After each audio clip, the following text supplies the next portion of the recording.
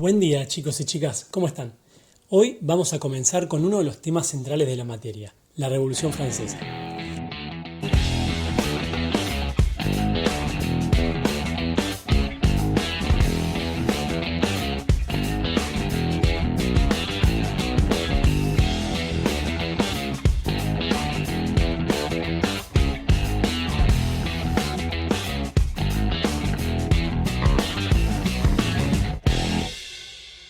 La Revolución Francesa es un tema central porque, junto a la Revolución Industrial, son los dos acontecimientos que dan nacimiento a la edad contemporánea, la edad histórica en la que vivimos actualmente.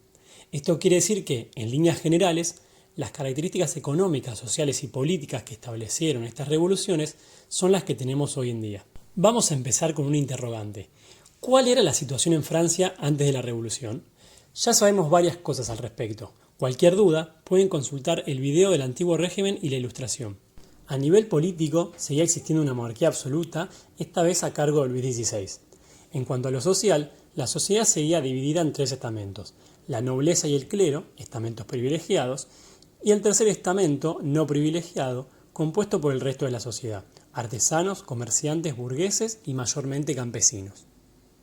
La siguiente escena nos muestra un fragmento de la vida de María Antonieta en Versalles. María Antonieta era la esposa de Luis XVI, por lo tanto la reina de Francia, y era famosa por sus extravagantes gastos. En contraste, en esta escena pueden ver cómo vivía gran parte de la población de París.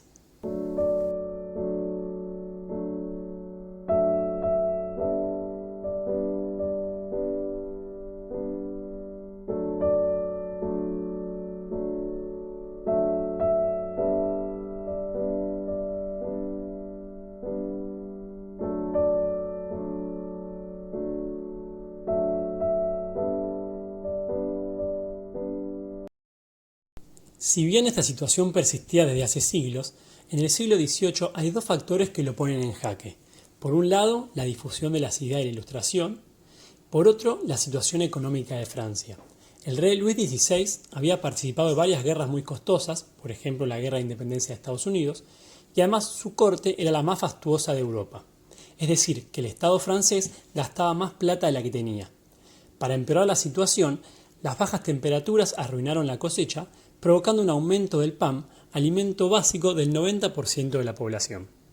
Ante esta situación crítica, el rey intenta cobrar un impuesto a la tierra, propiedad de los nobles, quienes lo rechazan argumentando que solamente la Asamblea de los Estados Generales podía establecer nuevos impuestos. Es entonces que Luis XVI convoca a los Estados Generales, una asamblea que hacía más de 100 años que no se reunía. Esta asamblea estaba conformada por los tres estados anteriormente señalados: la nobleza, el clero y el tercer estado. En los estados generales se votaba por estamento, lo que beneficiaba al clero y la nobleza y perjudicaba al tercer estado, ya que si bien representaban a la mayor parte de la población, tenían la misma cantidad de votos que los otros estamentos. Es entonces que, para hacer valer esa diferencia, solicitan el voto por cabeza.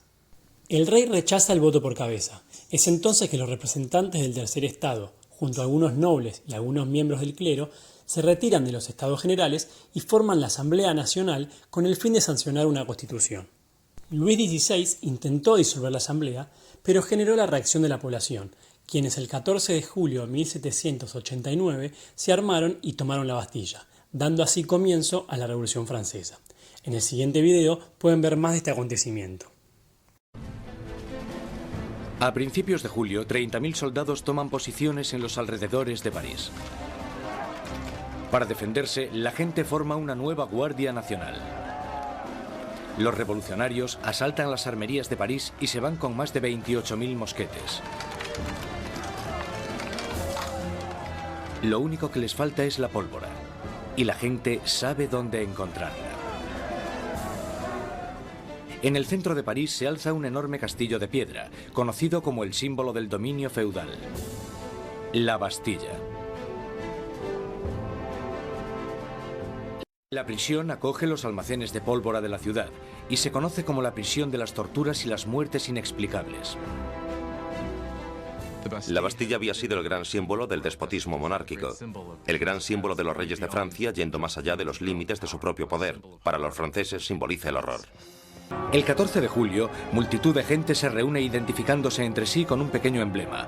Rojo y azul son los colores de París, separados por el blanco, el color de la Casa de los Borbones.